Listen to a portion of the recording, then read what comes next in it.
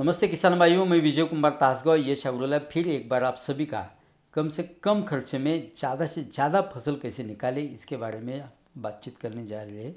उस बातचीत में आप सभी का मैं स्वागत करता हूं। आज हम बात करेंगे बेसल डोज के बारे में।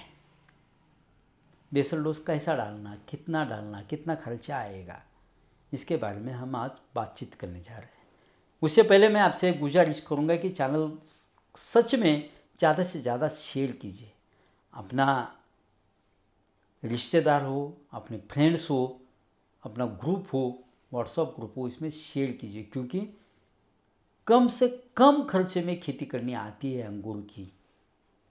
पर एकड़ को ज़्यादा से ज़्यादा 1 लाख खर्चा आएगा, इंक्लूडिंग लेबर। उसमें किशमिश के लिए इसमें लेबर भी आएगा, फर्टिगेशन भी आएगा और स्प्रे भी आएंगे, दवाई भी आएंगे। कैसे हम बातचीत करते जा रहे हैं। देखिए किसान भाइयों, बेसल डोज डालना नहीं पड़ता। मैं सच बोल रहा हूँ कि बेसल डोज डालने की जरूरत ही नहीं होती। पूरा ज़मीन में रहता है। वो क्यों और कैसा रहता है इसके बारे में हम अगले वीडियो में बात करेंगे। लेकिन बेसल डोज डालने की जरूरत नहीं। क्यों नहीं डालना कि ज़मीन में पूरा रहता है। खाली कितना डालना है, पहले पत्ती चेक कर लेना या वाटर या सॉइल एनालिसिस कर लेना।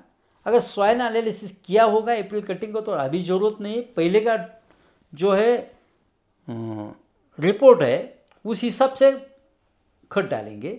देखिए, अगर हमने पत्ती चेक कर ली, लीफ टिश्यू एनालिसिस कर लिया, जो पत्ती में नहीं है, ज़मीन में भी नहीं है, खाली वो डोज डालना है। ज़मीन में है, पत्ती में नहीं दिख रहा, तो हमें क्या करना है, उसका खाली बैक्टीरिया देना है। समझो फास्फोरस ज़मीन में ज़्यादा है, पत्ती में नहीं है, तो फास्फोरस बैक्टीरिया दे देंगे।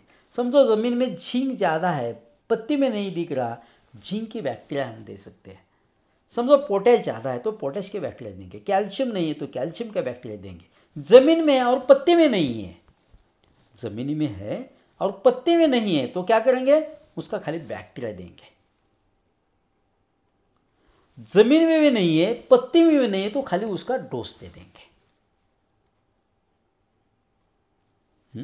बस इतना ही हम काम कर सकते हैं और इतना ही ज़रूरत है। ज़्यादा डालने की जरूरत ही नहीं थी। अगर ज़्यादा डालेंगे तो क्या होता है, वो मलदार चार्ट हम बोलते हैं, वो अगर कॉपर ज़्यादा हो गया, मैग्नीशियम ज़्यादा हो गया तो कैल्शियम कम पड़ता है, कैल्शियम कम पड़ता है तो कैलमैक कम पड़ता है, कैल्शियम कम होता है तो फेरस का अपटेक कम होता है, फेरस का अपटेक कम होगा तो मैंगनीज का अपटेक कम होता है, मैंगनीज का अपटेक कम होता है, कॉपर प्लांट को कम पड़ता है। ऐसे एक के ऊपर एक डिपेंड होता है, एक के ऊपर एक अवलंबन होता है। इसीलिए बेसल डोज डालने की जरूरत नहीं। डालना है कितना, पत्ती चेक करके खाली बेसल डोज डालना है। ध्यान में आया।